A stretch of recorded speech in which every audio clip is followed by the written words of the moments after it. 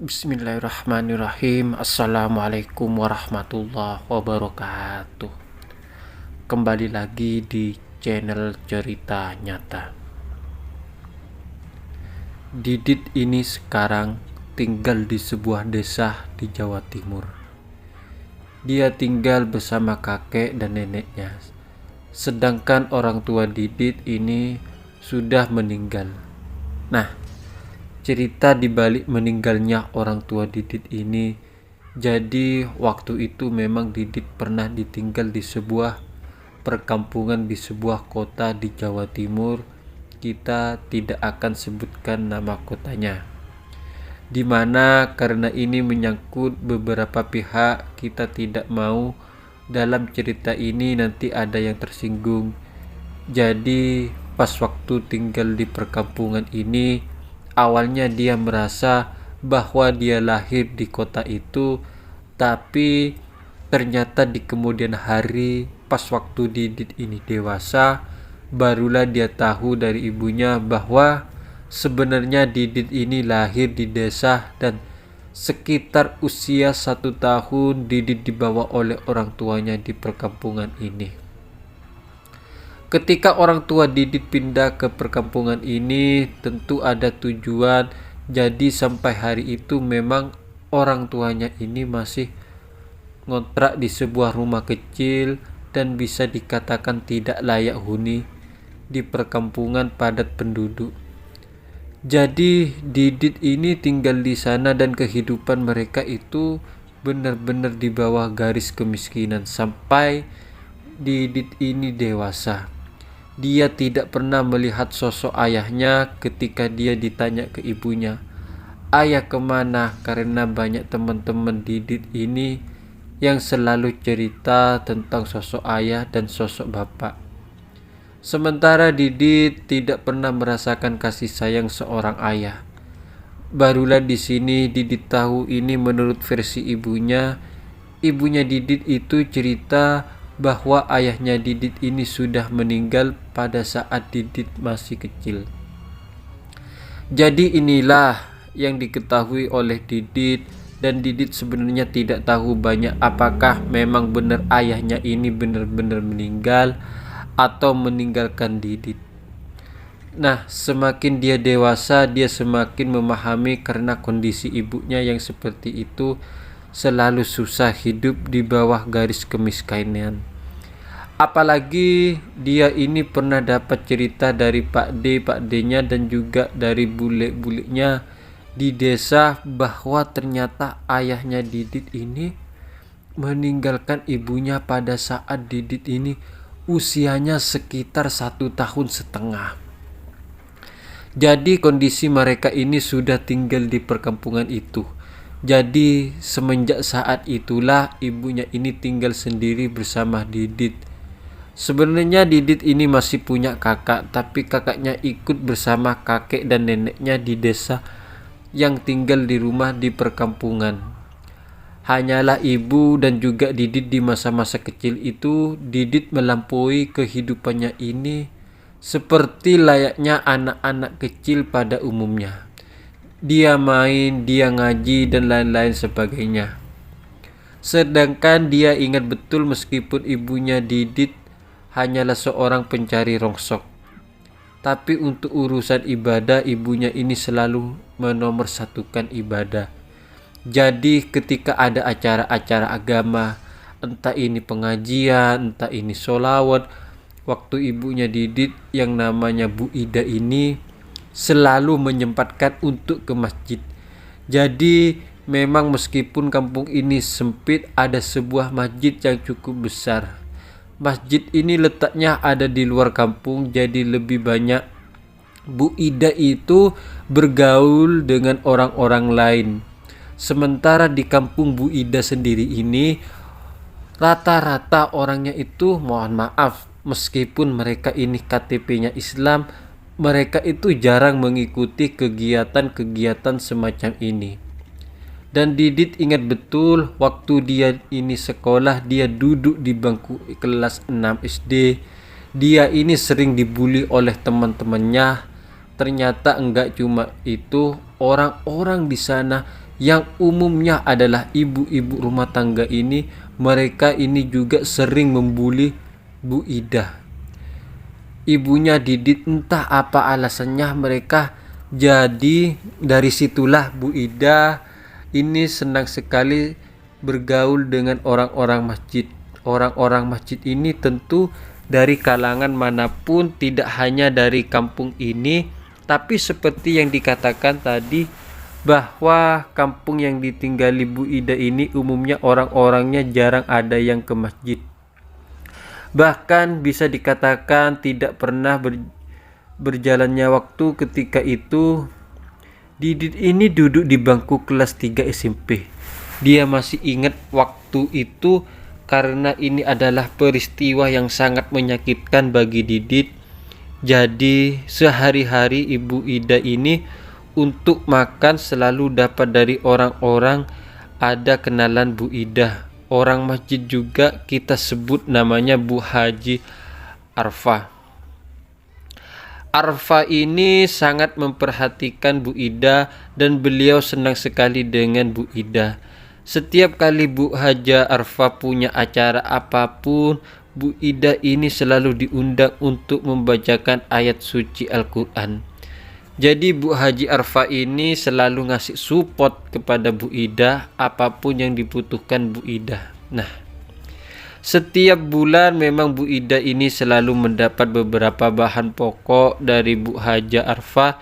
Nah, setelah ketika tiba-tiba ada tetangga ini yang irinya itu tidak masuk akal menurut mereka. Bu Ida ini tidak layak untuk dikasih bantuan karena Bu Ida masih mampu. Dari sinilah mulai Bu Ida ini sering dapat hujatan, sering dapat buluan, sering dapat cemooh oleh tetangga-tetangga sendiri. Bahkan tetangga kanan kiri depan itu selalu membuli Bu Ida. Kita bisa bayangkan rumah di sebuah perkampungan sempit yang ketika orang keluar dari rumah bisa melihat rumah tetangganya membuli, alangkah tersiksanya Bu Ida waktu itu. Dan Didit merasakan betul setiap kali dia ini mau sekolah, dia selalu cari kesempatan ketika kampung ini sepi, dia langsung lari menuju keluar dan langsung menuju ke sekolah. Karena Didit sendiri juga merasakan bulian-bulian itu dirasa luar biasa oleh Didit sampai mempengaruhi kejiwaannya. Dan Didit merasa bahwa ibunya ini tentu lebih parah karena ibunya sering mendapat bulian yang lebih parah. Nah, berjalannya waktu pas di bulan Ramadan seperti ini, kira-kira hari ketiga bulan Ramadan, Bu Haji Arfa ini datang ke rumah Bu Ida dan seperti biasa beliau ini ngasih sembako dan juga ngasih uang tunai. Sebenarnya Bu Haji Arfa ini tidak masalah. Beliau membantu siapapun tidak pernah ada masalah. Asalkan orang-orang ini mau untuk memakmurkan masjid. Ini aja harapan Bu Arfa seperti itu karena mereka semua ini Islam. Kenapa kok di kampung ini hanya Bu Ida yang sering menuju ke masjid untuk mengikuti acara-acara. Jadi dari sinilah Bu Haji Arfa itu ngomong ke tetangga-tetangga Bu Ida, kalau jenengan ini mau kami bantu tidak apa-apa, sering-seringlah datang ke masjid biar saya itu ngomong ke jemaah pengaji yang lain biar donasinya itu bertambah. Kalau jenengan ini pernah menuju ke masjid, ya saya nanti dikira bohong, saya nanti dikira mengada-ngada kalau mau nambah sumbangan. Sudah disampaikan seperti itu oleh Bu Haji Arfa. Tapi namanya tetangga-tetangga ini di sini ini apa yang dikatakan mereka ini culas. Pikirannya culas. Dan dia mau terima enaknya tok. Jadi setelah Bu Ida ini dapat bantuan seperti itu, mulai dibully lagi. Apalagi ketika Bu Haji Arfa ini ngomong ke Bu Ida, Bu, ini ada teman saya dari Jakarta, saya sudah sampaikan kondisi Bu Ida yang seperti ini. Beliau ini mau bantu Bu Ida nanti sekolahnya Didit itu dibantu sampai SMA. Nah, senanglah Bu Ida ternyata hal ini atau berita ini didengar oleh tetangga yang lain.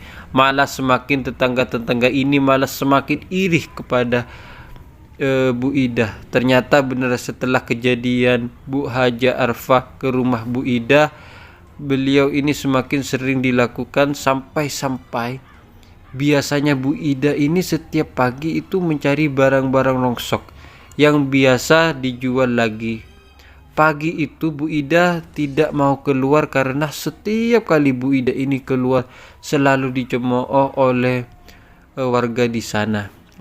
Tidak layak dapat bantuan, malah dibantu yang biasa jalan sehat selalu seperti itu. Kalau kita mendengar cerita ini tentu tidak masuk akal dan jangan salah kondisi. Masyarakat seperti ini masih ada sampai sekarang ini adalah potret yang terjadi di masyarakat kita. Jadi ketika teman-teman mendengarkan cerita-cerita ini tanpa kami tutupi sama sekali dan memang kejadiannya seperti itu. Jadi Didit ini ingat sampai di hari kelima bulan Ramadan, waktu itu ibu ini benar-benar sampai merasa takut. Beliau ini tidak mau keluar rumah. Saking takutnya, jadi sampai pada akhirnya Didit ini menuju ke rumah Haji Arfah. Dia sampaikan, Bu, bahwa ibu nggak mau keluar rumah karena ibu ini takut beliau ini selalu dimarah-marahin sama tetangga-tetangganya. Nah, awalnya Bu Haji Arfah, kenapa sih tetangga-tetangga ini kok seperti ini kepada Bu Ida? Akhirnya Bu Haji Arfah menuju ke rumah Bu Ida lagi dan bertanya langsung kepada tetangga-tetangga yang selalu membuat Bu Ida, kenapa Bu alasannya? Kenapa tetangga-tetangga ini masih ngomong hal yang sama, yaitu loh Bu Ida ini kan masih mampu, tiap hari beliau ini ambil-ambil rongsok, masih bisa kerja, kenapa kok dibantu? Nah, di sini akhirnya Bu Haji Arfah ngomong, saya mau tanya sama ibu-ibu ini, suaminya sudah meninggal semua atau gimana? Lah, mereka pun diam sampai kalau memang janda statusnya saya bantu, tidak usah ngajukan apapun, tidak usah ngajukan syarat-syarat apapun, langsung saya bantu. Bu Ida ini janda, jadi suaminya meninggal. Lah, Bu Ida ini penghasilannya sehari-hari beliau cari barang rongsok, untuk makan pun beliau itu cari nasi basi yang ibu buang terus dijemur lagi jadi nasi karak. Yang tahu betul Bu Ida, makanya jangan asal ngomong. Ibu-ibu itu sering ngaji, ikut pengajian supaya pikirannya gak rusak. Selalu bully orang yang dikatakan oleh Bu Haji Arfah. Mungkin saking jengkelnya Bu Haji Arfah, mereka ibu-ibu suami mereka itu kerja dan mereka kehidupannya sehari-hari hanya di rumah bersantai nonton sinetron. Inilah yang membuat mereka itu selalu pikirannya kacau melihat tayangan-tayangan di sinetron yang begitu indahnya membandingkan dengan kehidupan sendiri. Akhirnya mereka pun punya pikiran-pikiran yang kacau semacam ini. Nah, akhirnya setelah Bu Arfah ngomong seperti itu, mereka ini dan tetangga ini diam. Ternyata ketika Bu Haji Arfah pulang, mereka masih terus membuli Bu Ida. Sampai-sampai pada akhirnya Bu Ida ini mengalami sakit. Beliau itu badannya panas dingin dan pada akhirnya Didit ini bingung karena waktu itu Didit masih duduk di bangku kelas 3 SMP. Dia bingung apa yang harus dilakukan si ibunya. Waktu itu cuma bilang, nggak usah bawa ibu ke rumah sakit, ibu cuma sakit biasa. Jangan Bu, ibu ke rumah sakit, Didit telepon om ya. Maksudnya Didit ini dia mau menghubungi omnya yang ada di desa supaya menjemput ibunya dan dibawa ke rumah sakit. Ternyata ibunya nggak mau. Nah, sakit ini sampai sekitar 3 harian. Pada waktu 3 hari Bu Ida ini sakit, sebenarnya orang-orang masjid atau jemaah pengajian ini sudah mau membesuk Bu Ida dan rencana mau dirujuk ke rumah sakit. Tapi ternyata sore itu selepas asar Bu Ida menghembuskan nafas terakhirnya. Inilah pukulan terberat bagi Didit. Dia menyesalkan kenapa kok tetangga sendiri ini yang seharusnya memberi kedamaian malah menghujat ibu sendiri, yang pada akhirnya ibunya ini mengalami beban pikiran yang sangat mendalam hingga akhirnya beliau ini sakit dan sampai beliau meninggal.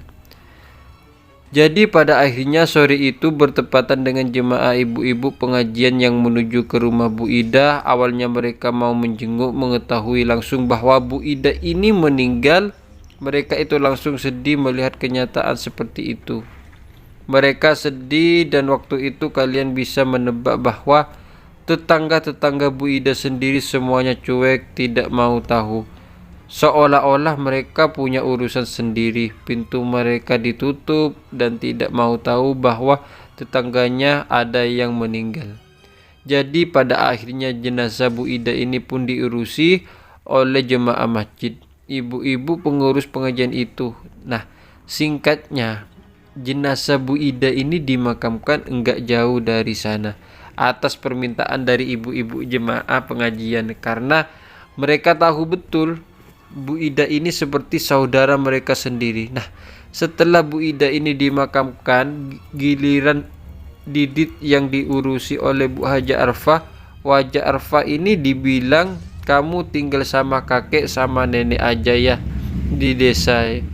Di sini kamu nggak ada yang ngerawat. Akhirnya Didit ini pun mau.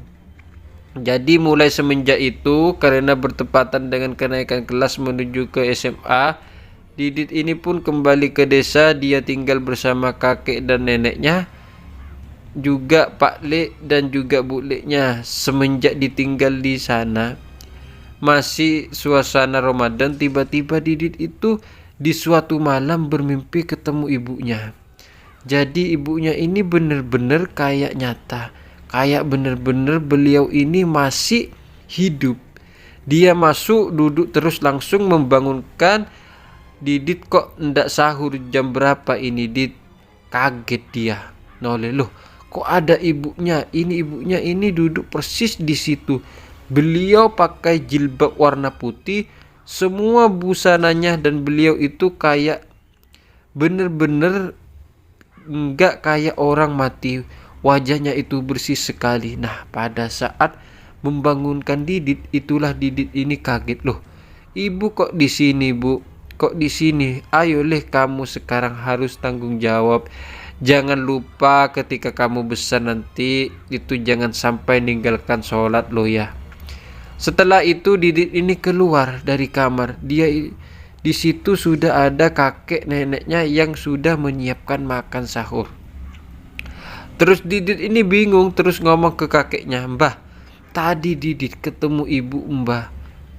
Nah, tentu kakek dan neneknya ini heran. Akhirnya nenek ini memeluk Didit. "Wis le, ikhlaskan saja ibumu." Bersamaan dengan itu memang digelar tahlilan terus di rumah Didit selama 7 hari berturut-turut. Tapi tahlilan digelar di desa, sementara di kampung itu tidak digelar tahlilan dan hanya digelar doa bersama oleh jemaah ibu-ibu pengajian. Tapi ada yang lain tidak diketahui oleh Didit. Ternyata ada sebuah teror yang terjadi di kampung itu karena posisi Didit ada di desa. Jadi dia ini tidak mengetahui, dia baru belakangan mengetahui hal ini. Ceritanya seperti ini, selepas Bu Ida ini dimakamkan, malam itu juga tetangga-tetangga dari Bu Ida ini merasa didatangi oleh sosok Bu Ida. Sebenarnya waktu mereka didatangi oleh sosok Bu Ida ini sama sekali tidak menakutkan. Tapi karena mereka sudah tahu bahwa Bu Ida ini meninggal ketika mereka didatangi sosok Bu Ida, mereka ketakutan sendiri dan minta maaf langsung kepada sosok Bu Ida. Jadi Bu Ida ini posisinya diam tapi matanya menatap tajam kepada tetangga-tetangga itu yang sering membuli dia. Nah, anehnya beberapa tetangga yang sering membuli Bu Ida ini didatangi satu persatu. Selalu Bu Ida datang dalam keadaan diam dan matanya tajam memandang ke arah mereka. Jadi satu persatu dari mereka ini ketakutan sampai-sampai mereka ini benar-benar ngungsi pergi dari rumah mereka. Nah, kejadian ini tidak sampai berhenti di sana ketika berita ini menyebar kemana-mana. Orang yang menyangka mungkin memang wajar karena mereka ini sering membuli Bu Ida. Syukurin kalian didatengin Bu Ida. Nah, ternyata mereka ini yang tinggal di awalnya mereka nggak pernah membuli Bu Ida, tapi tiba-tiba mereka juga merasakan kedatangan dari sosok Bu Ida. Jadi mereka waktu itu suasana Ramadan di masjid kecil, bukan yang masjid besar itu. Di masjid kecil ini ada digelar tadarus Quran, biasanya sampai jam 11 malam.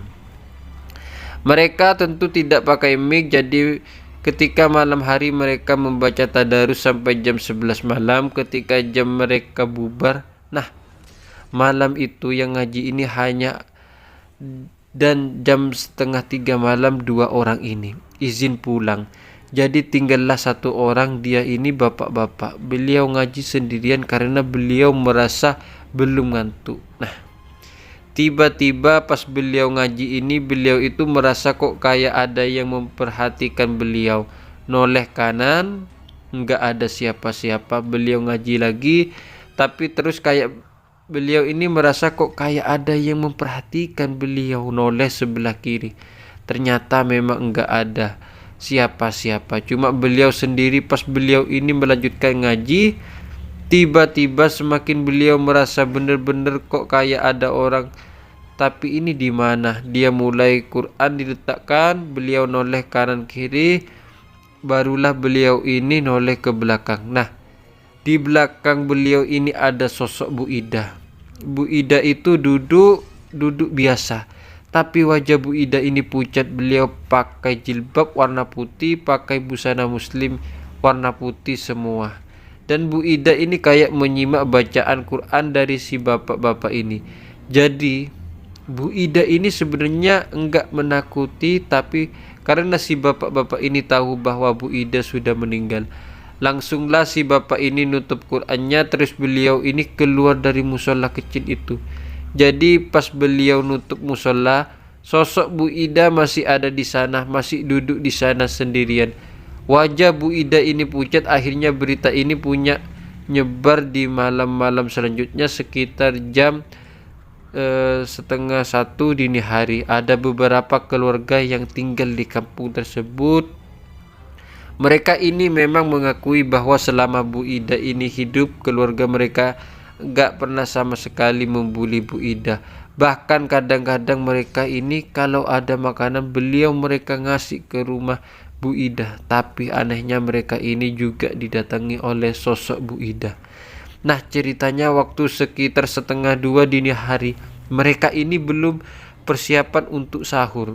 Tiba-tiba mereka mendengar ada suara perempuan, "Mbak sahur, Mbak sahur." Nah, waktu itu mereka karena posisi tidurnya, jadi mereka awalnya mendengar samar-samar. Kemudian suara ini semakin jelas. Bangunlah si ibu-ibu ini, terus keluar melihat ke arah jendela. Ada sosok Bu Ida, pakai busana muslim, pakai semuanya warna putih, dan wajah Bu Ida itu pucat. Jadi Bu Ida ini terus ngetuk-ngetuk pintu, "Mbak sahur, Mbak sahur, ayo sahur." Beliau ini bingung dibuka atau enggak. Bu Ida ini sudah meninggal, kenapa kok tiba-tiba beliau menampakkan wujud seperti ini, apalagi sampai membangunkan mereka sahur. Nah, si ibu ini membangunkan suaminya, Pak, ini aku salah lihat atau gimana?" Sebelum beliau ini berhenti ngomong, suaminya ngomong, "Loh Bu, itu siapa yang bangunin sahur?" "Lah yaitu, coba lihat Pak, itu kok aku ngelihatnya kayak Bu Ida. Aku ini salah lihat atau gimana?" Nah, suaminya ini sambil agak ketakutan, akhirnya dibukakanlah pintu ini dengan membaca bismillah. Bismillahirrahmanirrahim, dibuka, ternyata ada sosok Bu Ida di sana. Sosok Bu Ida ini wajahnya pucat tapi memang wujudnya persis kayak manusia. Tapi anehnya beliau ini berbusana putih semua, dari mulai jilbab sampai bawahan semuanya putih. Bapak pemilik rumah ini kaget, beliau enggak bisa ngomong sama sekali dan badannya ini sudah gemeteran. Nah, di situ Bu Ida ngomong, saya mau cuma ngingetin sahur Pak. Setelah itu sosok Bu Ida ini menghilang seperti asap dan kemudian tidak terlihat lagi. Nah, inilah pengakuan dari orang-orang kejadian ini. Terus berlangsung, tapi mereka itu tidak ditakuti oleh sosok Bu Ida. Hanya diperlihatkan sosok Bu Ida yang seperti itu. Nah, sampai tiba-tiba aja Bu Haji Arfa ini berkunjung ke desanya Didit. Bu Haji Arfa ini bersama beberapa jemaah pengajian naik satu mobil. Dan ketika datang ke sana, Didit juga kaget. Bu, kenapa kok kesini Bu Haji? Barulah Bu Haji Arfa ini cerita kalau di kampung itu loh banyak orang-orang yang ngomongin ibumu. Katanya mereka ini sosok ibumu. Lah, kamu sendiri ini gimana? Di sini barulah Didit cerita, memang pertama kali setelah itu ibu meninggal, Didit ini pernah didatangi sosok ibunya. Setelah itu tidak pernah lagi. Nah, barulah dari sini Didit tahu cerita-cerita yang terjadi di kampung dari Bu Haji Arfa. Ini dari mulai cerita yang orang dibangunkan sahur sampai tetangga-tetangga yang sering membuli Bu Ida ini semuanya sudah mengungsi, tidak berani tinggal di sana karena mereka sering didatangi sosok Bu Ida. Nah, tidak sampai hanya di sana, Bu Haji Arfa dan ibu-ibu jemaah pengajian yang lain juga cerita ada dua hansip ini menjaga di kampung tersebut. Yang mereka lakukan, biasanya mereka jalan-jalan di seputaran kampung. Kita sebut namanya Pak Usman dan juga Pak Husin. Nah, Pak Usman dan Pak Husin ini selalu menjaga berdua, tapi ketika mereka jalan di kampung-kampung mereka berpisah. Waktu itu Pak Husin ini berjalan di gangnya sebelah dan Pak Usman ini berjalannya di kampung Bu Ida. Sebenarnya ada perasaan takut dari Pak Usman, tapi kemudian perasaan takut ini dihilangkan karena Pak Usman tahu Bu Ida ini orang baik. Beliau istrinya sholat di masjid. Kalau orang Jawa bilang beliau selalu ke masjid mengikuti pengajian-pengajian masjid dan selalu sholat 5 waktu.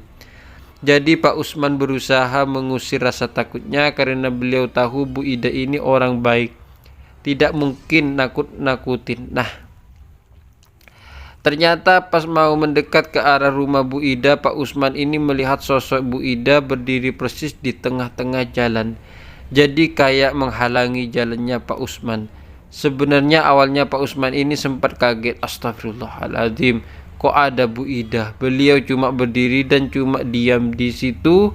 Akhirnya Pak Usman ini sambil membacakan yang beliau bisa baca apapun supaya sosok Bu Ida ini pergi.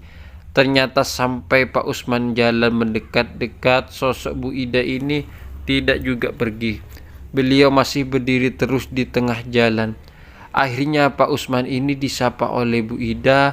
Pak Usman mampir dulu, ayo sahur. Nah, Pak Usman ini bingung. Akhirnya dia ikuti Pak Usman masuk ke rumah. Di dalam rumah Bu Ida ini sudah disediakan makanan-makanan. Memang makanan-makanan ini hanya nasi dan juga telur di situ. Pak Usman juga disediakan 1 gelas air putih. Nah, yang ngelihat oleh Pak Usman, Bu Ida ini benar-benar kayak orang yang masih hidup. Jadi fisiknya memang masih sama dengan tidak ada bau-bau apapun. Inilah yang membuat Pak Usman itu juga bingung. Padahal beliau juga tahu Bu Ida ini sudah meninggal. Nah, karena Bu Ida menyuruh Pak Usman untuk makan sahur, akhirnya Pak Usman pun nurut. Beliau itu ambil telur, ambil nasi, dan Pak Usman ini makan sambil sesekali. Pak Usman melihat ke arah Bu Ida. Bu Ida itu masih nunggu di sana, masih ngelihat Pak Usman makan. Setelah makan dihabiskan oleh Pak Usman, Pak Usman pun ngomong ke Bu Ida, Bu Ida matur suwun, makanya saya pamit mau keliling kampung lagi. Pak Usman matur suwun, dan Pak Usman jangan lupa doakan saya Pak nggih. Bu Ida begitu Pak Usman ini keluar dari rumah Bu Ida, Pak Usman noleh lagi ke rumah Bu Ida. Dia melihat betul bahwa rumah Bu Ida ini dalam keadaan tertutup, terkunci rapat, dan memang sudah beberapa hari ini rumah Bu Ida ini kosong. Masih terlihat rumah beliau masih kotor. Jadi waktu itu Pak Usman ini juga heran melihat fenomena yang semacam itu. Akhirnya Pak Usman ini agak berlarian menuju ke Pak Husein dan ceritakan yang terjadi waktu itu. Dia cerita ke Pak Husein bahwasanya disuruh makan oleh Bu Ida.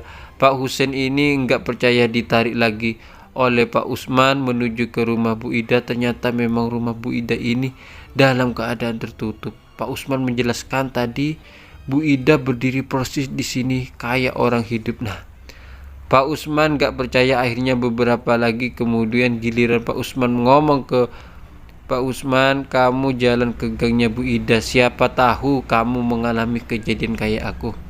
Nah, Pak Usman ini tantangan ini tengah kampung hampir menjauh ke rumah Bu Ida. Pak Husein ini melihat memang ada sosok Bu Ida. Nah, Bu Ida ini duduk persis di depan rumah beliau. Duduk itu sambil ngesot. Jadi sambil duduk di lantai Pak Husein ini jalan. Beliau sudah nggak melihat sama sekali ke sosok Bu Ida. Jadi beliau ini jalan sambil lihat ke arah ke depan. Tiba-tiba pas melewati Bu Ida persis Pak Husein dipanggil, Pak Husein mampir langsunglah. Pak Husein ini noleh ke arah Bu Ida dan seperti yang dikatakan oleh Pak Usman, wajah Bu Ida ini pucat dan beliau itu pakai busana muslim warna putih semua. Jadi sampai pada akhirnya karena Pak Husein sudah mendapat cerita dari Pak Usman, Pak Husein ini nolak. Maaf Bu Ida, saya mau keliling kampung Bu Ida. Oh, nggih Pak Husein, jangan lupa doakan saya. Siapapun malah beliau sering diganggu. Nah, menurut keterangan dari Bu Haji Arfa, Adit, kamu nak boleh percaya kalau itu arwah ibumu, siapa tahu itu sosok jin. Kalau semua jemaah pengajian ini percaya bahwa itu bukan arwahnya ibu, itu sosok jin yang berusaha untuk ngomong ke orang-orang bahwa ibumu ini orang baik. Beliau itu ingin menyampaikan hal ini. Ibu yakin itu menurut keterangan Bu Haji Arfa. Akhirnya di sela-sela pembicaraan itu ternyata jemaah-jemaah pengajian ini juga pernah didatangi oleh sosok Bu Ida. Ceritanya waktu itu selepas sahur biasanya orang-orang ini langsung menuju ke masjid, ibu-ibu menyiapkan untuk sholat subuh.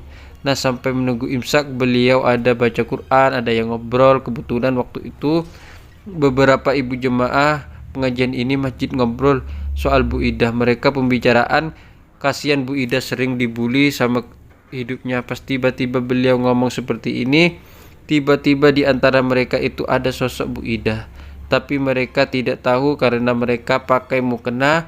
Semua mereka menyadari bahwa Bu Ida ini ada di sana.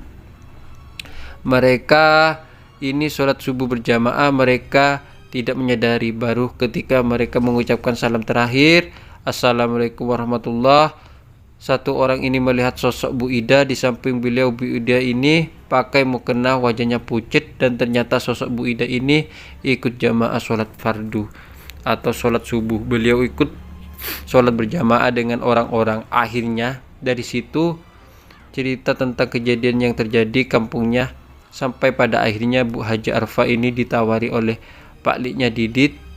Ada seorang yang tahu tentang hal-hal yang semacam ini. Beliau enggak mau dipanggil ustadz, beliau hanya orang biasa. Tapi beliau punya kemampuan. Haji Arfa ini meminta tolong ke orang tersebut, dibawa ke kota untuk beliau berusaha diskusi dengan sosok yang menyerupai Bu Ida sebenarnya. Apa yang terjadi? 2 hari berada di sana, sosok bapak-bapak ini tidak pernah ketemu dengan sosok Bu Ida. Sampai pada akhirnya hari keempat beliau bertemu langsung dengan sosok yang menyerupai Bu Ida. Di situ beliau sempat berdialog secara langsung, bahkan ini disaksikan oleh orang-orang yang ada di sana. Jadi cara beliau ini, beliau melakukan mediasi. Ada seorang ibu-ibu yang menjadikan mediator. Beliau duduk di sana di hari keempat. karena orang ini nggak pernah ketemu dengan sosok Bu Ida. Akhirnya di hari keempat dilakukanlah cara seperti ini. Jadi sosok Bu Ida ini yang sengaja dimasukkan oleh sosok yang menyerupai Bu Ida. Akhirnya di sini dia ngaku bahwa ternyata sosok tersebut yang menyerupai Bu Ida ini adalah sosok jin perempuan. Dia ini muslim dan dia ini tinggal di masjid. Dia ini sengaja menyerupai sosok Bu Ida yang pertama untuk menyadarkan orang-orang terutama yang selama ini sering membuli Bu Ida. Itu berusaha membuat kapok orang-orang ini, dan kedua dia berusaha menyadarkan masyarakat yang ada di sana bahwa sebenarnya Bu Ida ini orang baik. Kalau orang baik dia akan terus baik. Dia akan terus melakukan kebaikan seperti membangunkan sahur, ikut berjamaah di masjid. Inilah yang berusaha diwujudkan oleh sosok jin perempuan ini. Akhirnya setelah itu bapak-bapak ini ngomong, ya sudahlah, yang terjadi di kampung ini malah gempar. Mereka menganggap Bu Ida ini gentayangan. Masyarakat kita ini belum siap dengan hal-hal semacam itu. Jadi tolong stop, berhenti, kasihan almarhum.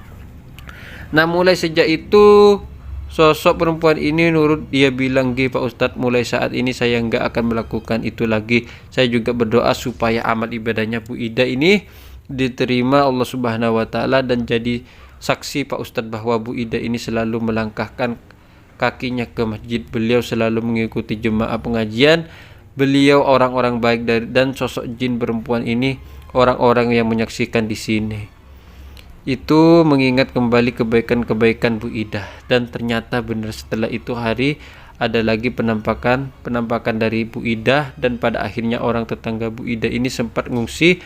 Mereka kembali lagi di sana seperti mengetahui bersama orang-orang dari masjid sudah mengira bahwa orang-orang dulu yang membuli Bu Ida ketika mereka kembali ke kampung itu mereka masih dengan tabiatnya yang seperti itu. Mereka masih sering menghujat, masih sering membuli orang lain. Jadi kemudian orang-orang berpikir, ya memang seperti itulah tabiatnya, mau dirubah seperti apapun sudah tidak bisa. Akhirnya saat itu Didit itu tinggal di desa menyelesaikan sekolahnya sampai kelas 3 SMA, dan kemudian setelah itu lulus ikut Pak Liknya. Masih mengurusi bisnis dari Pak Liknya itu, dan dia masih tinggal bersama kakek dan neneknya di desa cerita ini. Teman-teman yang dibagikan oleh Didit kepada cerita nyata, dan harapan kami cerita ini bisa kita ambil hikmahnya. Assalamualaikum warahmatullahi wabarakatuh.